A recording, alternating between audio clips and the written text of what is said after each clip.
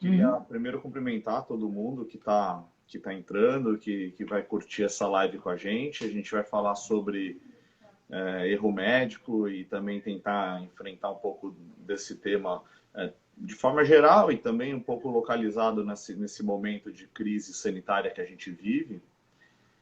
E também eu queria cumprimentar o Dr. Fábio por ter aceitado esse convite. O Dr. Fábio, para quem não conhece ele é um médico experiente, ele é controlador do pronto-socorro do Hospital das Clínicas e é diretor do IMESC, que tem bastante experiência nessa área de perícia com erro médico e vai poder contribuir muito para esse debate com uma visão médica. E eu sou o Marcos Patulo, sou sócio do Vilhena Silva Advogados, também atuo nessa área de erro médico e também direito de planos relacionado a planos de saúde. E a ideia dessa live é justamente a gente conseguir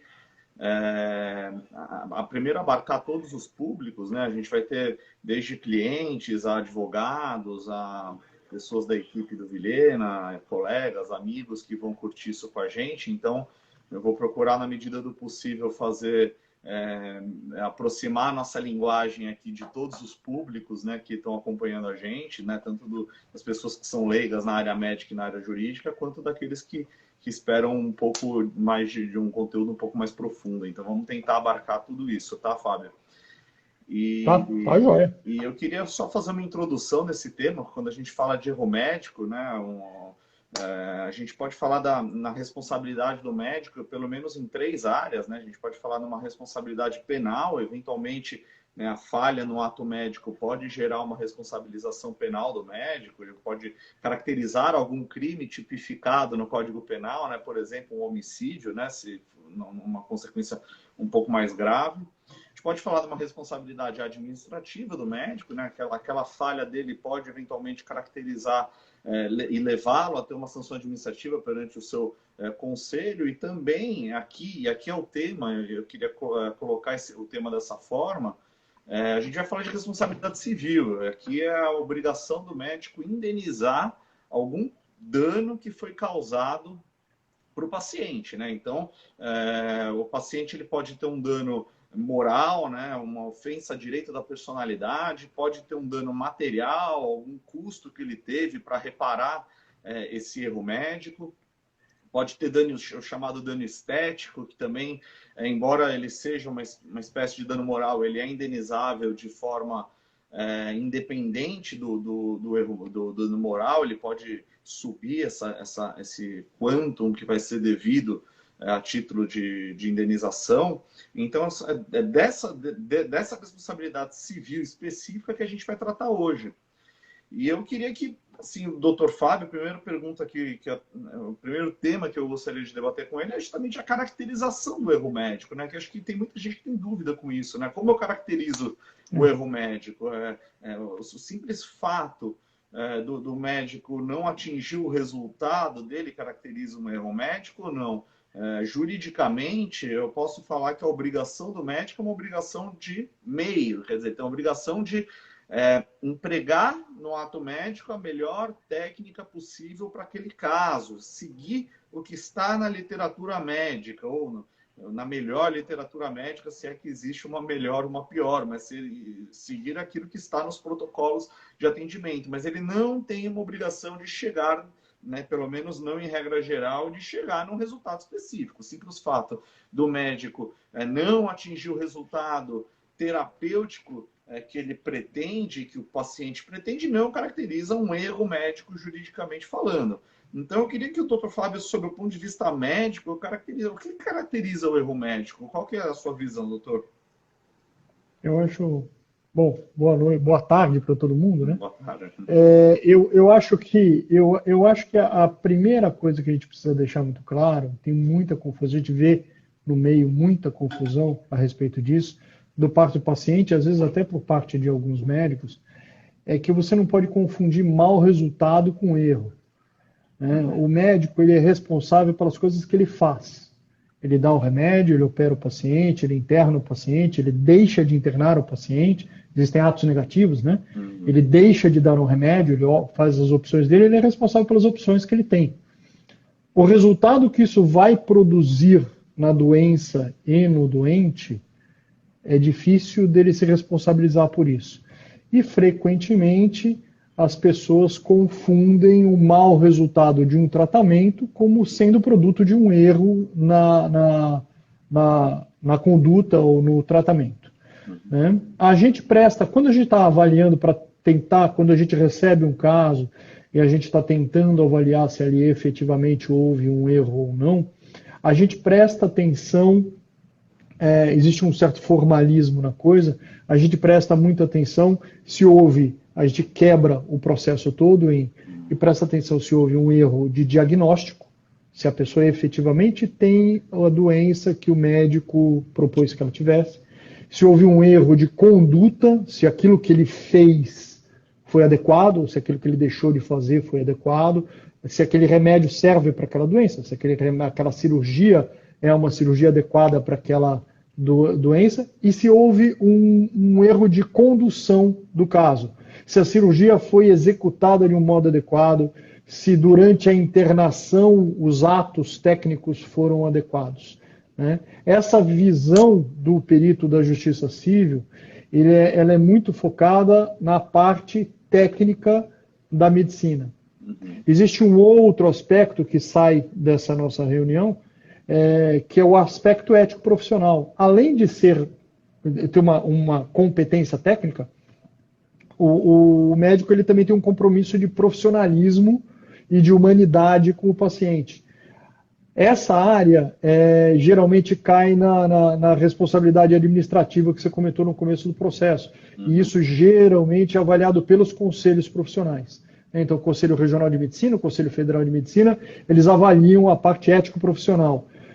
O Conselho também revê a parte técnica, o perito da Justiça Civil também revê a parte ético-profissional, mas normalmente essa divisão acaba acontecendo. A gente se foca mais na parte técnica, os conselhos mais na parte ético-profissional. Perfeito, doutor.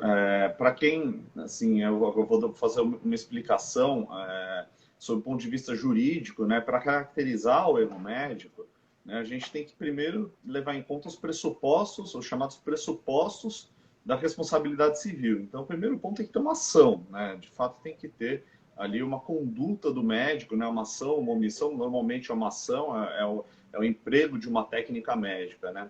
Segundo, tem que ter um dano. Sem dano, a gente não tem como falar em responsabilidade civil. Isso é um ponto até que eu vou querer que o Dr. Fábio aborde em seguida, né? Muitas vezes você pode ter um erro sem dano, né? Então, o dano é fundamental, né? O dano moral, material, estético, né? Entre essa ação do médico e o dano, tem que ter o que a gente chama de nexo de causalidade. Quer dizer, uma coisa tem que decorrer lógico e necessariamente da outra, né? Tem que ter esse nexo, essa ligação. E, além disso, a gente tem que ter um elemento culpa, né? A responsabilidade do médico, ela é uma responsabilidade que a gente chama juridicamente de responsabilidade subjetiva, ou seja, ela se apura mediante a aferição da culpa, ou seja, essa conduta do médico e o dano gerado tem que decorrer de uma imprudência do médico, ou seja, algum ato do médico que não observou um dever de cuidado, ou seja, o médico, eu já vi casos, por exemplo, que o médico ele operou o paciente e não submeteu o material ali ao devido exame que era necessário, né? Ou então o médico que prescreveu um medicamento que ainda era desnecessário, que às vezes pode caracterizar ali uma imprudência do médico, uma negligência, não, que na verdade o primeiro exemplo que eu dei, né, do médico que opera o paciente, tira o câncer, né, e não submete esse material para a devida análise, né, de saber se as células cancerígenas foram retiradas, isso pode caracterizar uma negligência do médico, ou até uma imperícia, né? Ou seja, uma falta de observância de normas técnicas, né? Então, negligência, imprudência e imperícia. E é isso que eu queria abordar, inclusive teve essa pergunta aqui, feita pela Lúcia, né, entre perícia, negligência e imprudência, juridicamente a gente caracteriza dessa forma, né, a imprudência como uma omissão do dever de cuidado, a imprudência como um ato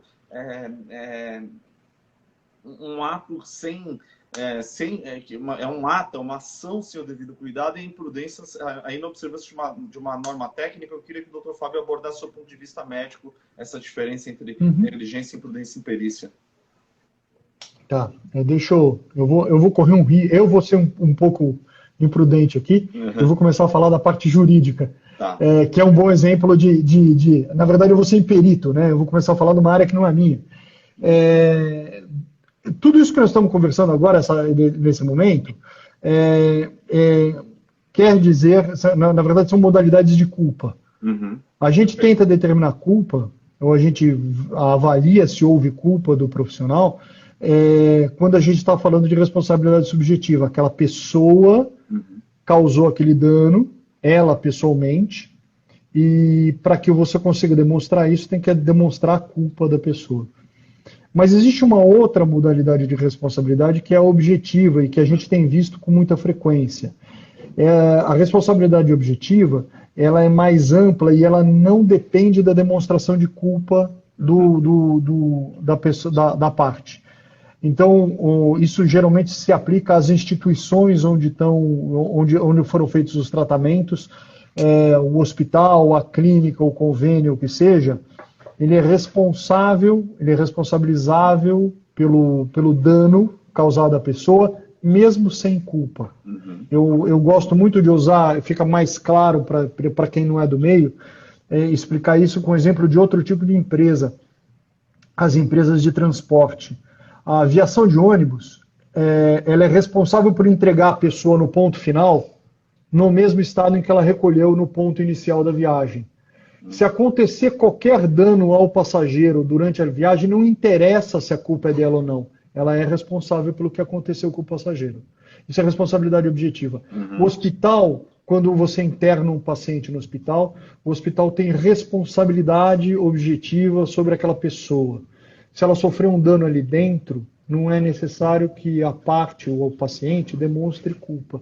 Então, frequentemente, a gente tem que discutir em juízo a responsabilidade objetiva do hospital.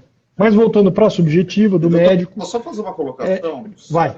Só para não perder esse ponto, porque nessa questão a gente fala, né, direito do consumidor de cadeia de consumo, né? Então, normalmente a relação, e na verdade quando a gente fala de saúde suplementar, principalmente, a gente tem uma cadeia de fornecimento, né? Então a gente tem que ter o consumidor, né, que é o beneficiário do plano de saúde, você tem o plano de saúde, você tem o hospital e você tem o médico, né?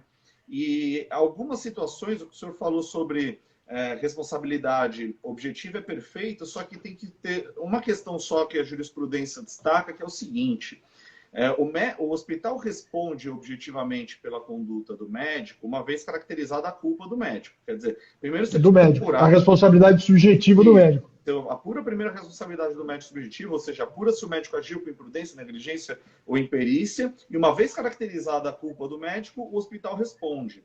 E tem um outro ponto aí também.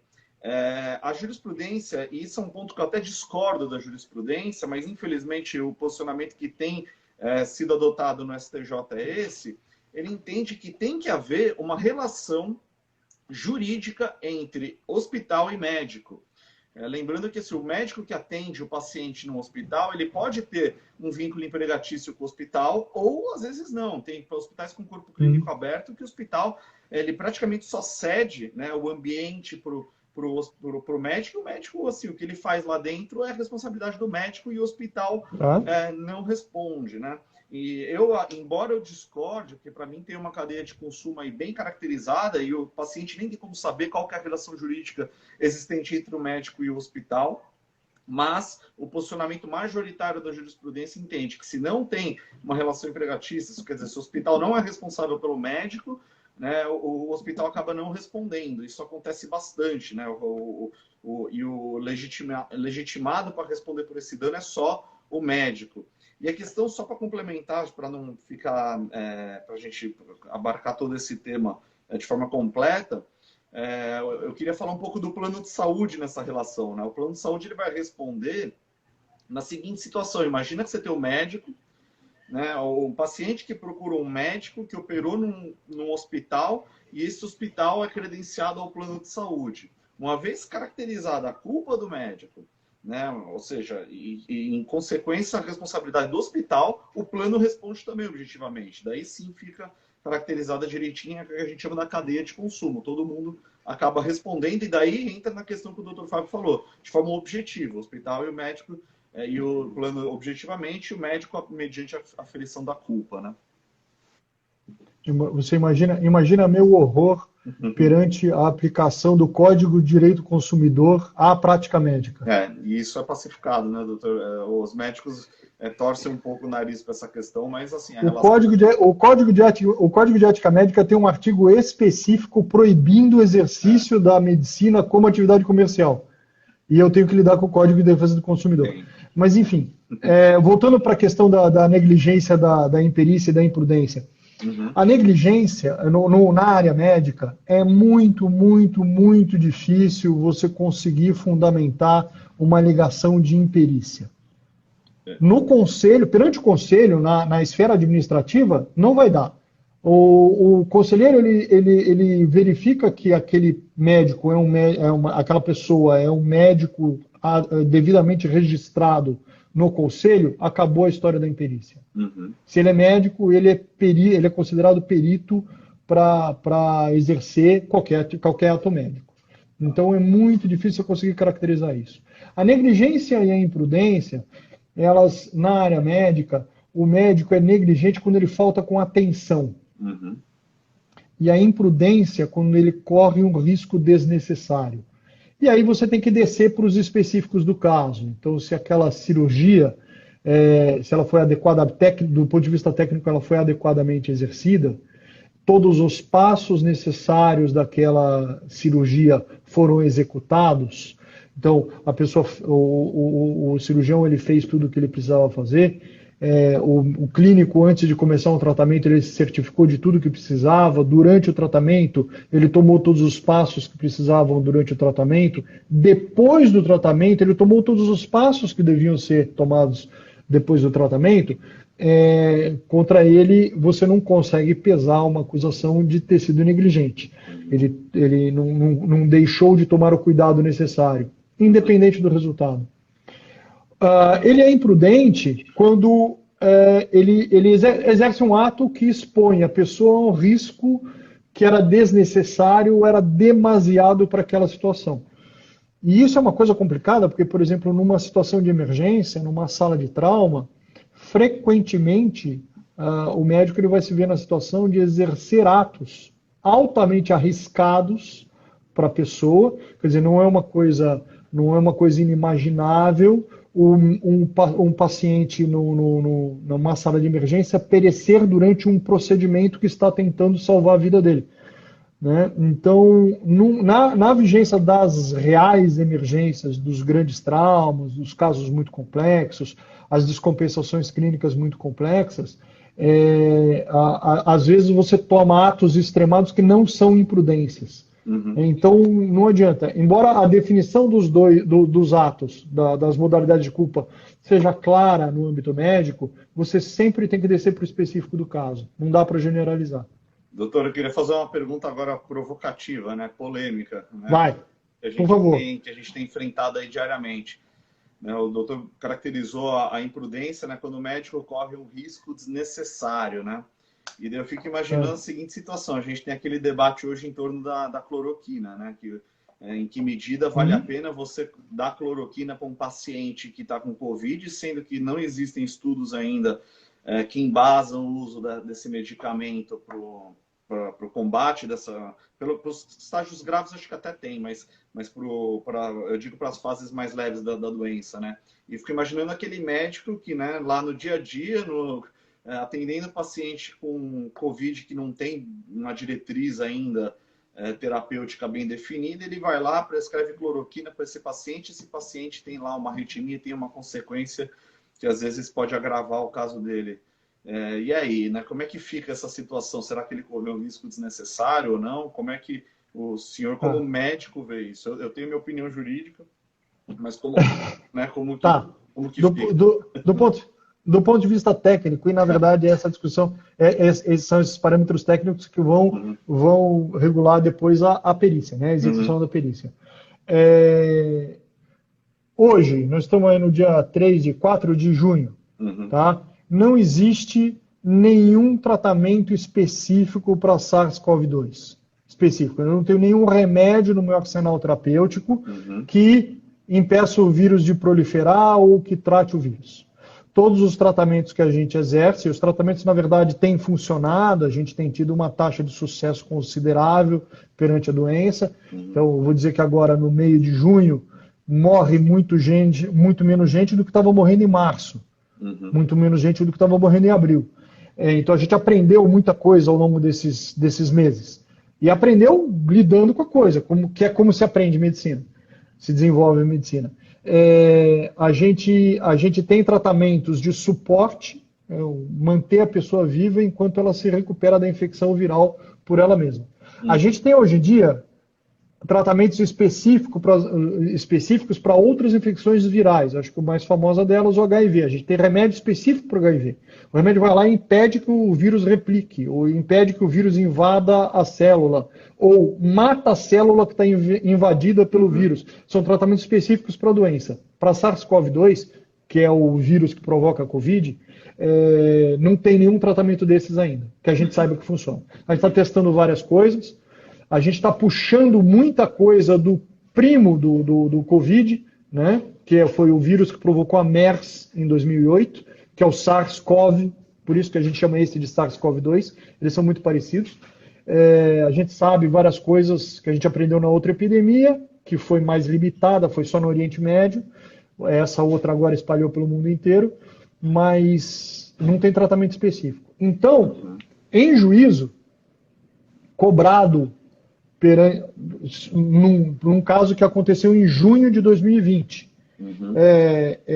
Eu tenho cobrado, olha, o médico deu coronavírus, deu cloroquina para o paciente, ou deu o que vocês quiserem para o paciente. Eu vou ter que me colocar perante o juiz explicando isso. Falou, olha, não existe. Em junho, a gente não sabia de nenhum tratamento específico para a doença. Todos os tratamentos, eles são de uso compassivo ou experimental. São esses dois. Então, hoje em dia, quando você prescreve cloroquina, isso é regramento. Nós temos um regramento do Ministério da Saúde a respeito disso. Quando você prescreve cloroquina para um paciente, você tem duas opções. Você prescreve por uso compassivo, eu não tenho nada melhor para oferecer para uma pessoa, então eu estou oferecendo isso, ou você prescreve numa modalidade experimental. A pessoa está recebendo esse remédio como parte de um protocolo de pesquisa para ver se funciona. Então, há vários protocolos de pesquisa a respeito de cloroquina e de vários outros medicamentos no Brasil e no mundo, que estão andando, na verdade já estão começando a produzir alguns resultados. Então, a gente já sabe o que funciona e o que não funciona, em que universo que você pode dar, qual é o resultado que você pode pretender, mas para isso a pessoa precisa estar arrolada num protocolo de pesquisa, ela precisa assumir o fato de que aquilo ali é um medicamento experimental e a gente não sabe o que vai acontecer. Então, ou no uso compassivo, quer dizer, a pessoa assume o uso compassivo e fala, olha, eu não tenho nenhuma outra alternativa terapêutica. E aí você prescreve isso. O que a gente está tendo muito problema nas salas de emergência, e aí não é nos hospitais de primeira linha, nos bons hospitais públicos, nos bons hospitais privados, o que a gente está tendo muito conflito, na verdade, é na periferia, na borda do sistema. O posto de saúde ali do bairro, o pronto-socorro no centro da cidade, talvez um pouco menos assistido, em que está havendo muito conflito interpessoal por causa disso. Como a questão está muito politizada, e as pessoas estão tomando decisão em cima de informação insuficiente e informação desencontrada, às vezes o médico se vê confrontado por um paciente ou por uma família que pretende um determinado tratamento e, às vezes, pior, pretende um resultado a respeito daquele tratamento que absolutamente não vai acontecer. E o médico ele se vê, às vezes, constrangido por uma família a fazer um determinado tratamento. E aí tem um pouco de uma coisa chata que acontece sempre, quase todos esses casos, a família ou o paciente que impõe o tratamento, ela não está disposta a assumir a responsabilidade pelo risco daquele tratamento. Ela quer que o médico assuma a responsabilidade pelo tratamento que ela está impondo. Essa situação é muito conflituosa. De novo, na parte mais organizada do sistema de saúde brasileiro, isso é menor, porque ela é mais organizada, mas na periferia do sistema a gente vê ainda muito conflito a respeito disso. E é um problemão. Vai ser um problemão ainda. Eu vejo dessa forma. Na verdade, a questão da cloroquina ela é bem polêmica, né? Eu acho que eu tenho uma visão bem parecida com a sua. Acho que talvez o médico responderia só se fosse contraindicado para aquele paciente por alguma outra situação clínica dele ali que ele apresentasse e tivesse a contraindicação do uso. Agora, responsabilizar só porque ele prescreveu e eventualmente teve algum efeito colateral, sendo que não havia uma contraindicação e também não há nenhum medicamento hoje que é eficaz para o tratamento da Covid, realmente acho que é muito difícil, né, demonstrar essa responsabilidade em juízo. Eu queria abordar um outro tema. Quer dar uma consideração, doutor? Não, é isso. Eu só ia estender mais. Eu queria explorar um pouco algo que a gente disse lá no começo, a questão, né, da caracterização do erro médico em pelo menos 3 situações. Primeiro, a questão do erro de diagnóstico, né? Quer dizer, o erro de diagnóstico, né? E daí o erro de diagnóstico ele pode ser feito ou pelo médico, às vezes até pelo laboratório, né? E tem uma discussão importante aí na questão do laboratório, né? Porque acho que, na minha opinião, existe divergência sobre isso, mas o laboratório teria uma obrigação de resultado. Quer dizer, ele faz ali o exame, né? Se existe um descompasso entre o resultado esperado e o que foi diagnosticado, quer dizer, existe aí uma responsabilidade do laboratório. Para mim, a responsabilidade do laboratório é de resultado, embora a obrigação é de resultado, embora a gente sabe que existe sempre, né, não tem exame 100%, né? O exame sempre tem uma margem de erro, né? Mas isso, para mim, está no risco da atividade do laboratório, né? Então, você tem o erro de diagnóstico, saber se de fato o que a doença, a moléstia que acomete aquele paciente, né, corresponde ao que foi diagnosticado. Você tem o erro do tratamento prescrito, às vezes o diagnóstico está correto, mas o tratamento prescrito foi errado, foi equivocado para combater aquela doença. E você tem a chamada o erro, isso eu até aprendi com o doutor Fábio, se eu falar errado, doutor, me corrija, né? O erro da condução do caso, né? Às vezes você pode ter o diagnóstico correto, o tratamento correto, mas a forma como o caso foi conduzido pelo médico foi errada. E é isso que eu queria, doutor, explorar um pouquinho, inclusive à luz até do problema que a gente está vivendo hoje, né? A gente tem muita gente assim, com essa doença que a gente não tem direito um tratamento prescrito. Como é que você vai caracterizar isso, se é que consegue caracterizar? Mas assim, faz uma abordagem, por favor, geral e depois específica para a questão do Covid. Deixa eu só expandir um pouquinho o começo do que você falou. Eu vou colocar em outros termos. O laboratório e o exame não fazem diagnóstico. O diagnóstico é feito pelo médico. O diagnóstico é um ato médico, é um ato de uma pessoa. Quer dizer, alguém sentou, pegou todas as informações disponíveis e faz um diagnóstico do que está acontecendo com a pessoa. O exame, isso é uma coisa do não médico, do pessoal não médico, que é muito forte, de achar que o diagnóstico vem de um determinado exame, um ou outro que seja. E eu acho que justamente o que a gente está vivendo agora está ficando escancarado para todo mundo, para literalmente o mundo inteiro que está vivendo por isso. O exame ele não faz diagnóstico de nada, né? Quer dizer, a gente estava falando a respeito da sorologia, por exemplo, para a Covid. Esses exames laboratoriais para a Covid, eles são, alguns deles, extraordinariamente ruins para fazer diagnóstico. Quer dizer, você tem todo exame, como todo ato, e o exame nada, você não deixa de ser, fazer um exame nada mais do que um ato, todo ato tem uma margem de erro. Você vai fazer alguma coisa, às vezes dá errado. O exame, ele tem uma margem de erro.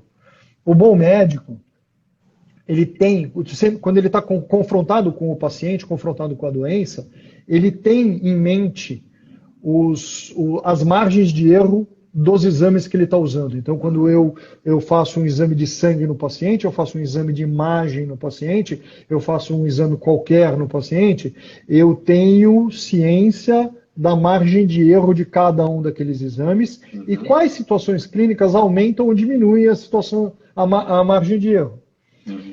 E aí, perante um exame, por exemplo, a gente tem esse teste rápido que estão fazendo em farmácia para Covid, para IgM e IgG de Covid, que só fura o dedo no negocinho de plástico, assim, que aparece uma faixina no negócio, o poder preditivo desse exame é 50%. Se você for à farmácia e jogar uma moeda cara e coroa para ver se você está doente ou não, a chance de erro e acerto é a mesma. Então, o médico ele tem que pegar essa informação, ele vai pegar o resultado positivo ou negativo do exame e ele vai compor um quadro com várias outras coisas. A história do paciente, o exame físico do paciente, ele vai examinar a pessoa e falar, olha, essa pessoa aqui, ele tem 2 parentes que moram com ele que a gente sabe que estão com Covid. Ele está com sintomas gripais. Ele está desde não sei quanto tempo, e está desse jeito. Eu examinei ele está com isso. E agora ele tem um teste rápido de farmácia positivo. Essa pessoa tem Covid. O teste de farmácia veio negativo? Joga fora esse exame. A pessoa tem Covid. Né? Quer dizer, você tem que compor um quadro. O exame sozinho não faz diagnóstico. Perfeito. E é por isso que esse ato complexo é tão sujeito a erro. Porque ele é complexo, ele precisa compor um monte de coisa. Então, esse é o erro diagnóstico. O erro de conduta, nesse tipo de caso, é assim, as condutas agora, depois de 3 meses, de condução do caso, depois de 3 meses enfrentando a epidemia, com a enorme quantidade de pacientes que a gente tem, e com a enorme quantidade de gente mais inteligente que eu, inclusive, tentando descobrir como trata essa doença, a gente já sabe o que funciona, o que não funciona, o que funciona melhor, o que não funciona tão bem, mas vai ter que fazer isso aqui porque não tem aquele ali. Então, já tem um corpo técnico bem estabelecido a respeito da condução do paciente com a insuficiência respiratória por uma síndrome gripal. Então, perante o paciente em determinadas condições, você pode, com segurança, dispensar o paciente para casa.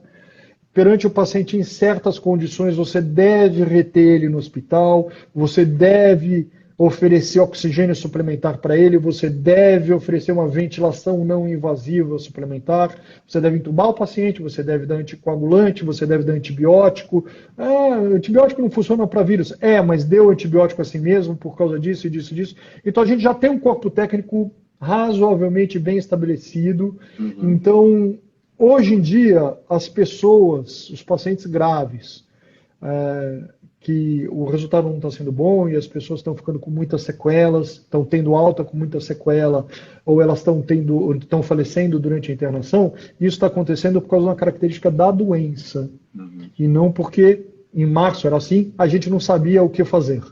Né? Então, perante um caso, eu sou perito, perante um caso de um paciente que teve teve mau resultado em março, a gente provavelmente vai ser muito mais leniente para determinar um erro médico do que em junho. Em junho, o médico que está fazendo aquele atendimento, ele já tem um arcabouço técnico para conduzir o que ele está fazendo. Ele já não pode falar para a gente que ele não sabe o que fazer aqui, estou inventando para ver o que funciona. Teve uma fase, em março, em fevereiro, eu estou falando do Brasil, na China, em janeiro, o pessoal estava inventando o tratamento. Olha, vamos dar isso aqui para ver o que acontece. Vamos fazer aquilo ali para ver o que acontece. Isso existiu, nós passamos por essa fase. Essa fase já acabou. Então, hoje em dia, a gente sabe quais são as medidas que funcionam, a gente sabe quais são as medidas que funcionam um pouco não tão bem, mas às vezes são essas que a gente tem que usar, porque são essas que tem que usar por causa disso, disso, disso. Então, você já tem como navegar a coisa e tem que navegar.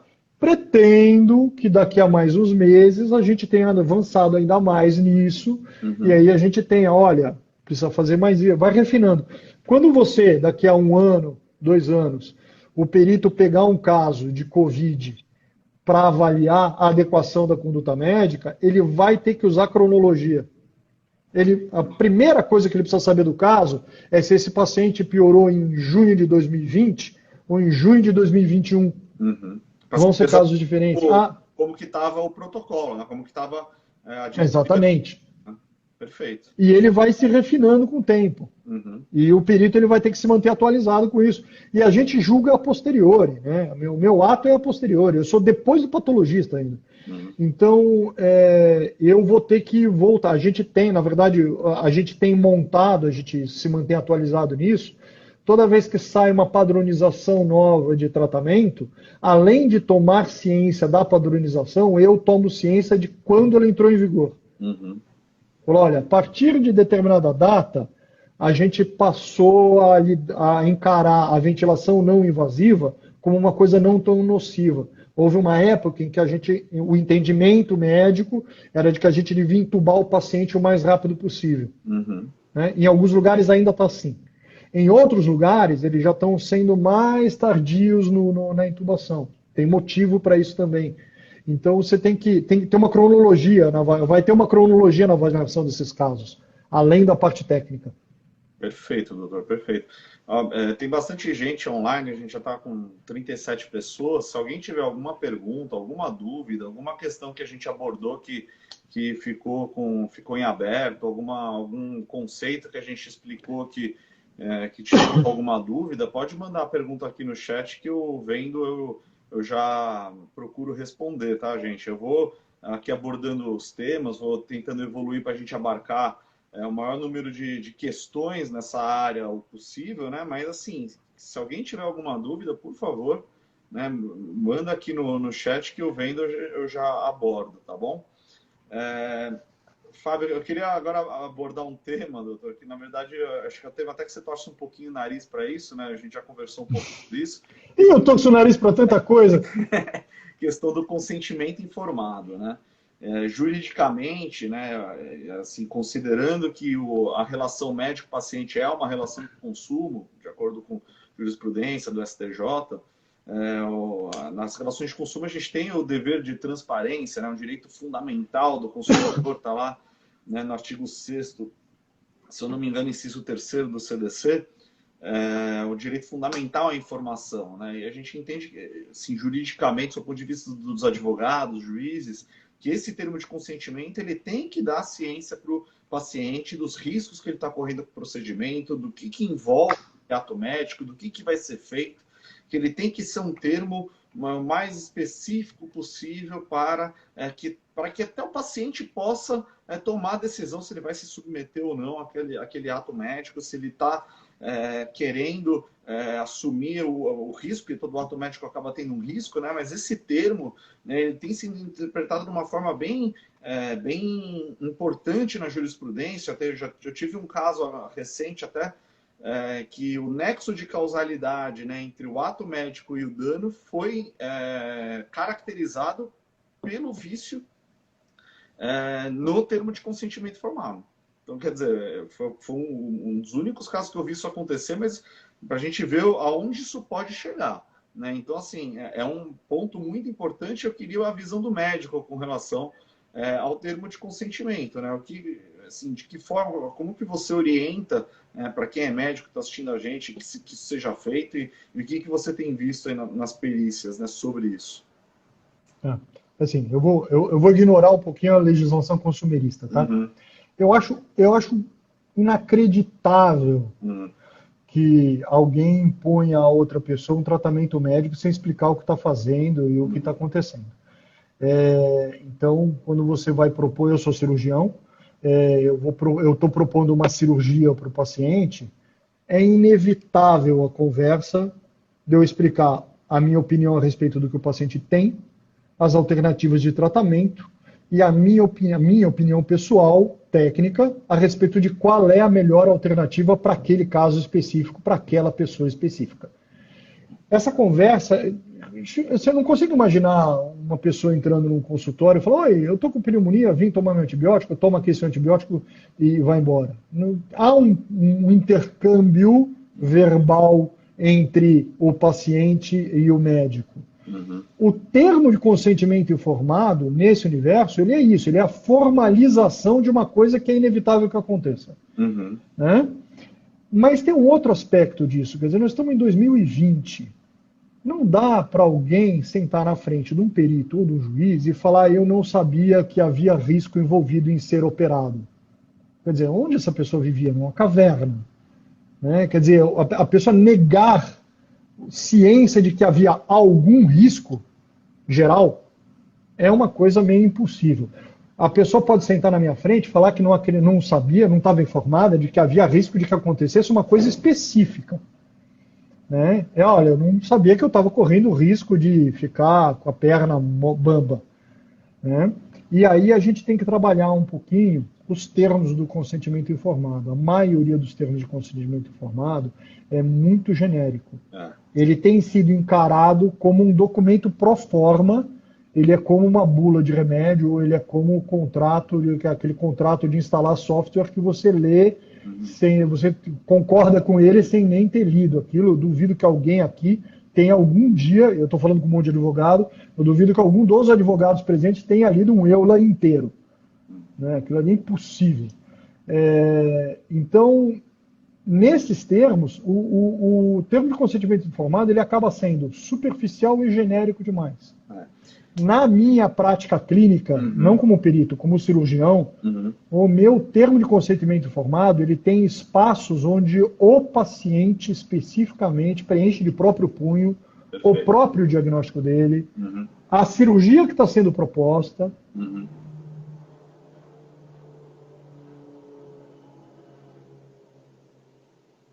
Acho que travou a conexão.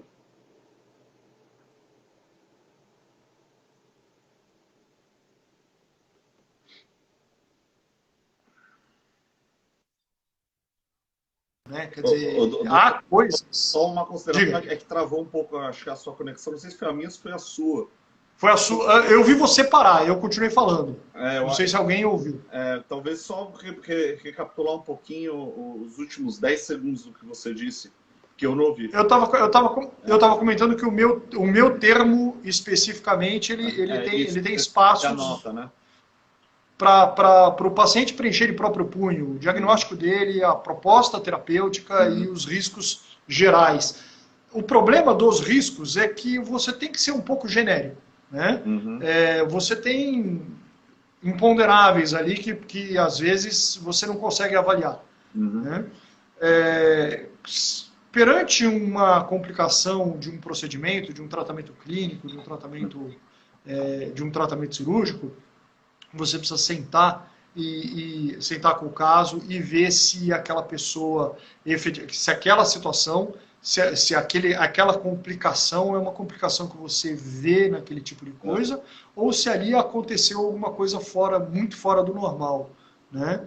Há complicações, às vezes, surpreendentes, há complicações raras, que são daquele procedimento. E perante você senta meia dúzia de profissionais daquela especialidade e fala, olha, ali o paciente, fizeram isso com ele e aconteceu aquilo outro. Fala, tá, não é uma coisa estratosférica, ninguém vai ficar muito espantado. Não é comum, é raro, é pouco frequente, mas acontece.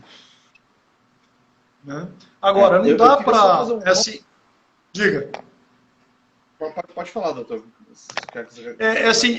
Uma coisa e a gente está sofrendo esse problema da coisa consumerista, da legislação do consumidor, é de que algumas pessoas, às vezes o cliente, né, o paciente, ele começa a encarar o termo de consentimento informado não como o registro do fato de que ele foi informado das coisas, mas como um termo de garantia.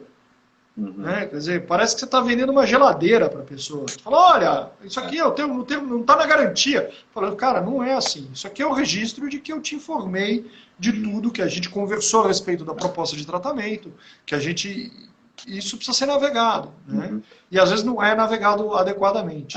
Sobre a ótica do consumidor, e essa ponderação que eu queria fazer, só a questão de que o paciente não pode alegar que ele não sabia o que estava sendo proposto, mas na verdade é assim, se a gente vai para juízo, né, e aplicando o CDC, um dos princípios do CDC é da vulnerabilidade técnica do consumidor. Né? Vulnerabilidade tem vários tipos, né, várias facetas da vulnerabilidade, uma delas é a técnica, né? Então, na verdade, assim, eu acho o termo de consentimento um documento muito importante para informar o consumidor, para que ele tome a decisão, mas também para a proteção do próprio médico. Né? E muitos médicos usam mal esse termo. Muito mal. Essa tua experiência de fazer a pessoa assinar e escrever, eu acho importante isso, né? Porque eu vejo termos muito genéricos, muito genéricos. Já vi médico ser condenado justamente porque o termo não explicou de forma, assim, digo minuciosa também. A gente não vai também exigir que o médico, né, faça um tratado sobre o que está sendo feito, que isso, até o excesso de minúcia pode até caracterizar também um vício de informação, né?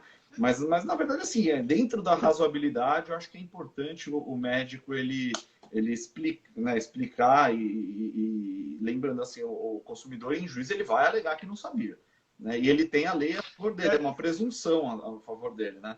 Então, até... Alguém, deixa eu só fazer uma parte aqui. Alguém comentou a respeito dos termos de consentimento informado do hospital. Eu não sei quantos médicos estão assistindo isso, mas a maioria dos meus colegas não está ciente desse risco específico que eles estão correndo.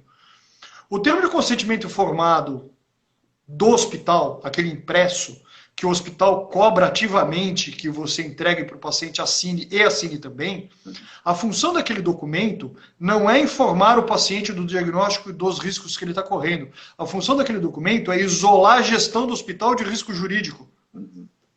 Então, o médico, e se nós estamos falando de defesa médica, o médico ele precisa ter ciência de que aquele documento não serve para o que ele pretende. Se ele quer fazer o registro de que o paciente está adequadamente informado do que está acontecendo, dos riscos que ele está correndo, ele deve aplicar um termo dele formatado especificamente para isso. Aquele documento impresso do hospital não serve para isso, ele serve para outra coisa. Perfeito.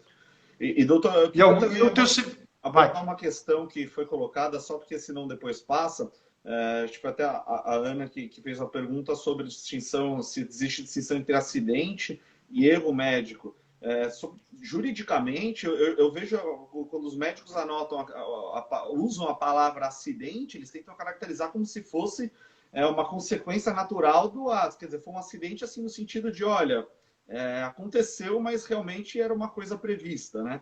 E o erro não, o erro sim, você tem a conduta com ação, nexo, dano e culpa, né?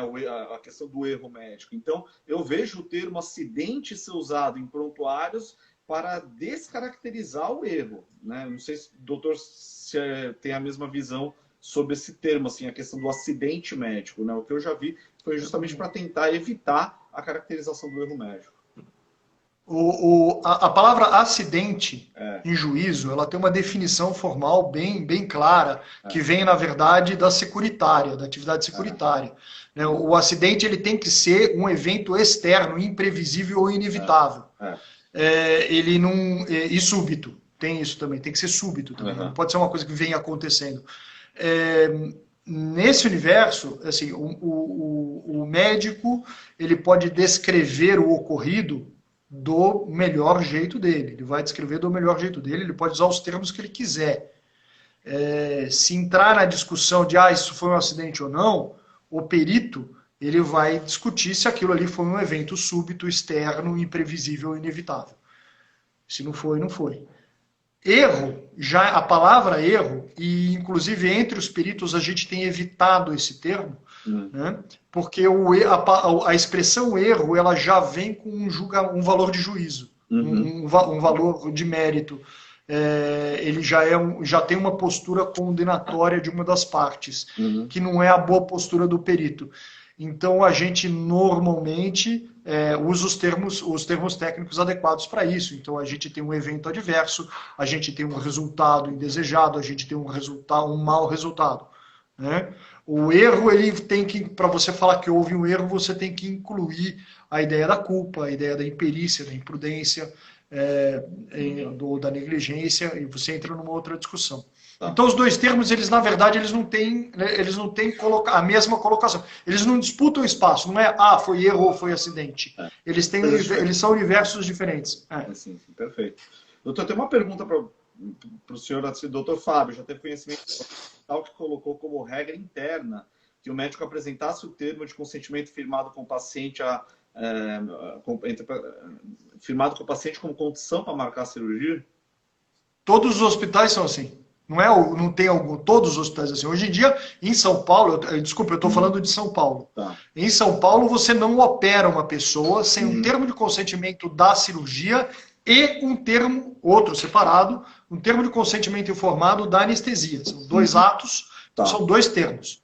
A coisa é que esses termos a que a pessoa que fez a pergunta está se referindo, o foco deles é isolar o gestor do hospital da responsabilidade subjetiva do médico.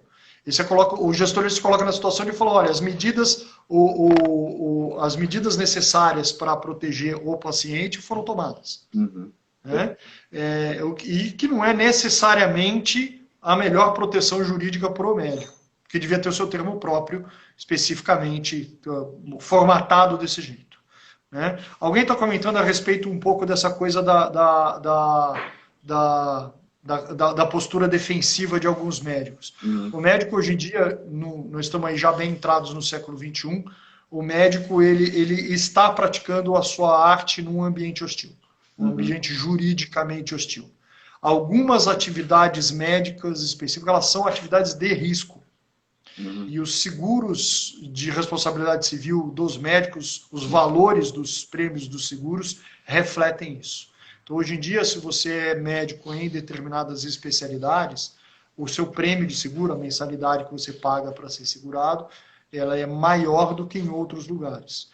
Alguns outros países, no Brasil não é assim, mas em alguns outros países, entre os médicos, dentro do hospital, existem inclusive piadas a respeito. Em Nova York, por exemplo, você disse que na lanchonete do hospital você sabe quem são os obstetras, porque eles todos têm sotaque. Americano não é louco de fazer residência de obstetrícia.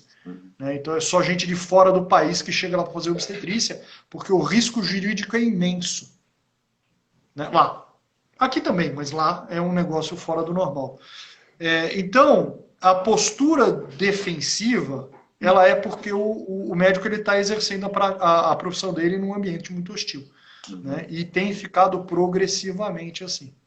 Eu acho até que a crise vai agravar um pouco isso, né? As pessoas vão começar a procurar pelo em ovo, né, para entrar com a ação. Por um lado, lógico, se houve um dano, se houve uma questão importante, né, que possa ser discutida, isso realmente tem que ser discutido. Só que eu acho que a crise pode levar a um agravamento da situação, né, de questionamento de conduta médica, seja pela situação, pela areia movediça que é atender hoje um paciente com Covid, né? O senhor já explicou que o médico está numa situação bem complicada, então acho que isso vai potencializar ações de erro médico. E mesmo assim, a gente sabe quando a pessoa perde um ente querido, né, existe uma tendência de investigar um pouquinho a conduta do médico, que caracteriza esse ambiente hostil que você, né, mencionou, né, doutor? Então, eu acho que essa crise pode levar a uma litigância maior na relação médico-paciente. Eu entendo isso, mas, sinceramente, eu não consigo ver, e eu imagino que em outras áreas do direito haja a coisa do litígio por uma questão financeira, por uma questão pecuniária, mas o dano, no caso na área médica, o dano incorrido é uma coisa que ninguém quer nunca, então eu não consigo imaginar uma pessoa buscando um litígio por causa disso. A gente está vivendo uma litigiosidade maior nessa área, mas eu acho que ela vem de outras coisas. Eu acho que o principal fator de aumento do litígio na área médica é uma pretensão irreal que as pessoas têm do resultado da medicina. Né? A gente comentou no começo da conversa aqui, a gente comentou a respeito da pretensão, por exemplo, de que exame faça diagnóstico. E às vezes, perante um quadro mais sutil, um quadro clínico mais sutil, uma doença mais complicada, a demora em fazer um diagnóstico é encarado pelo leigo como um erro. E porque, mas o sujeito levou 2 dias para descobrir que eu estou com apendicite. Às vezes leva 2 dias para descobrir que uma pessoa está com apendicite. Eu levei 2 dias para descobrir que eu estava com apendicite. Então, assim, Então, a pessoa vai, o paciente, a comunidade, a sociedade como um todo, ela começou a ter pretensões a respeito do resultado da atividade médica que não são reais. E essa pretensão irreal, ela acaba levando a muito litígio. Tá. Né? Enfim. Doutor, só uma coisa, a gente tem 4 minutos. Ups! Né? Eu queria só fazer uma pergunta sobre telemedicina, que acho que é um assunto que também envolve. Lendo nos comentários, né, essa questão da quebra da relação de confiança médico-paciente, que eventualmente pode gerar até uma litigiosidade maior, e eu fico imaginando assim, que a telemedicina é algo que veio no Brasil meio que a forceps, né, que assim, é uma situação, uma prática que não era recorrente, que agora, por conta da pandemia, isso está agora, assim, está tendo que ser feito meio que a toque de caixa, e é uma prática que não, assim, a gente não tem experiência, né? Nessa relação, acho que isso pode eventualmente até agravar essa litigiosidade na relação médico-paciente. Você acha que pode ser? Eu acho que vai. Eu acho que vai agravar muito, vai aumentar muito, e vai aumentar por causa do seguinte: telemedicina, não só telemedicina, tele qualquer coisa, tem coisas que dá para fazer sem problema, sem prejuízo da qualidade do que está sendo feito. Tem coisas que não dá para fazer. A gente acabou de conversar agora há pouco a respeito do exame, que o exame só não é diagnóstico, que você precisa examinar a pessoa e ter ciência de como ela está fisicamente. Não dá para fazer isso por telemedicina.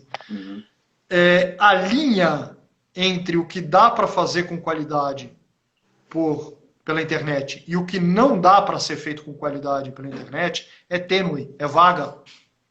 Ah, mas o paciente, eu vi o paciente, eu conversei com ele, às vezes isso não é o suficiente, o seu mau resultado deriva daí. Tá. Às vezes é suficiente, e frequentemente é suficiente.